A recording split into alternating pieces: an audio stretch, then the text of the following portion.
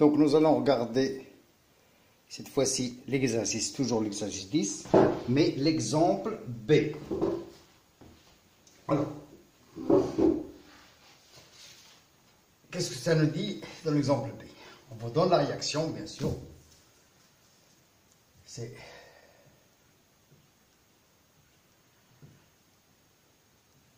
un chlorure d'acide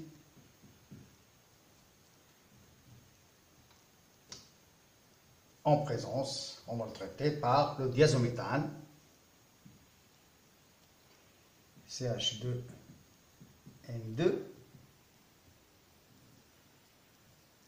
donc c'est moins plus, hein, il faut savoir, c'est le diazométhane, dans l'éther, bien sûr, et T2O.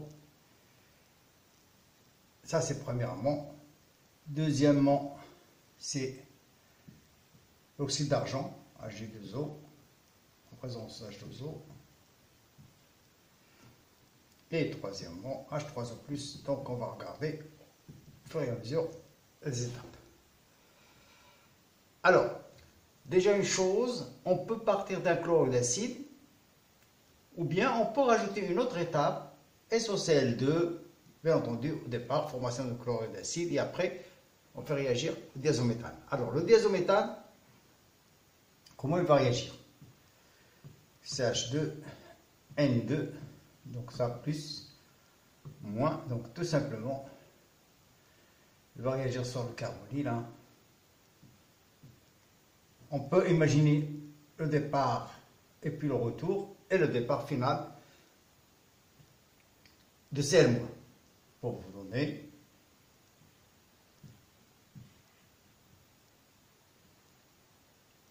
donc là, et ici vous avez CH2N2, donc toujours ça, comme ça, hein. Plus il est sur ce pattern de l'autre. Comme ça, en présence, bien sûr, le contre-ion c'est toujours Cl-. Alors pour favoriser le départ de l'atome d'azote, enfin de l'azote comme gaz, on va piéger les ions chlorure par l'argent. Et on a formation dans le milieu des ions OH-. Donc qu'est-ce que vous formez? Tout simplement, vous allez former ce composé-là.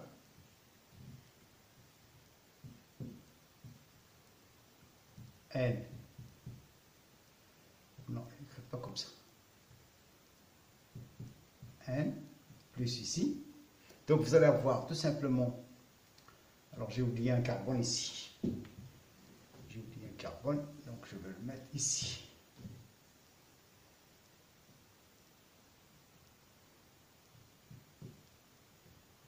N plus. Alors ça, ce composé-là peut facilement évoluer vers la formation de quoi? Vers la formation, bien sûr, de départ ici de l'atome d'azote. Qu'est-ce que j'ai raconté? Qu'est-ce que je raconte? C'est pas ça. CH2 N plus ici. Alors ici, ce que vous allez voir, tout simplement, départ des molécules d'azote, migration ici, et ça vous permet d'obtenir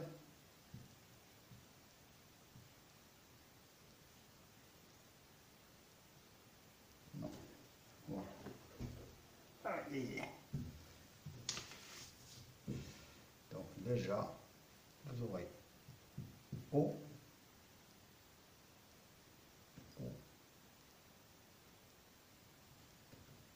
CH2, et puis là vous aurez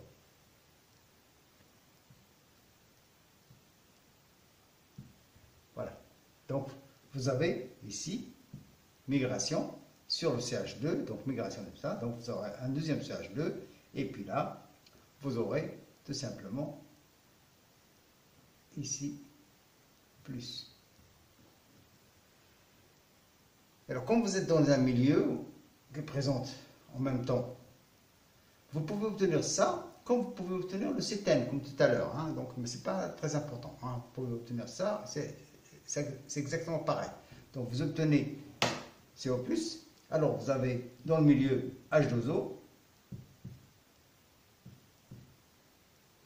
donc ça va donner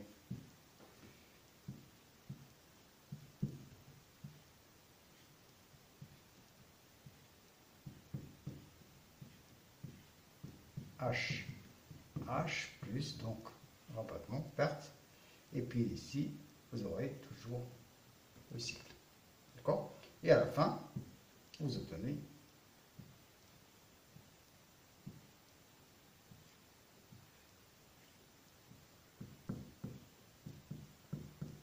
alors, qu'est-ce que vous remarquez? Une chose, c'est simple, c'est que vous avez homologation, c'est-à-dire vous avez augmenté la chaîne carbonée qui portait la fonction acide d'un seul cas, d'un carbone. Et le carbone, il provient du diazométhane. D'accord? Donc c'est quelque chose de très... Alors ça, c'est le réarrangement de Wolff.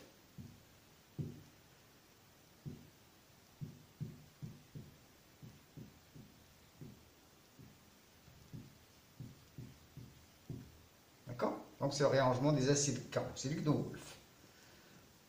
Donc ça, c'est pas la même chose que ce qu'on a vu tout à l'heure. Dans le cas de réarrangement d'Hoffmann, qui s'accompagne d'une dégradation, c'est-à-dire un carbone en moins. Là, vous avez un carbone de plus. Donc, vous avez plusieurs choses à la fois. Donc, tout à l'heure, vous avez transformé une fonction acide carboxylique en amine, alors que là, vous avez augmenté le nombre de carbone dans la chaîne principale. D'accord?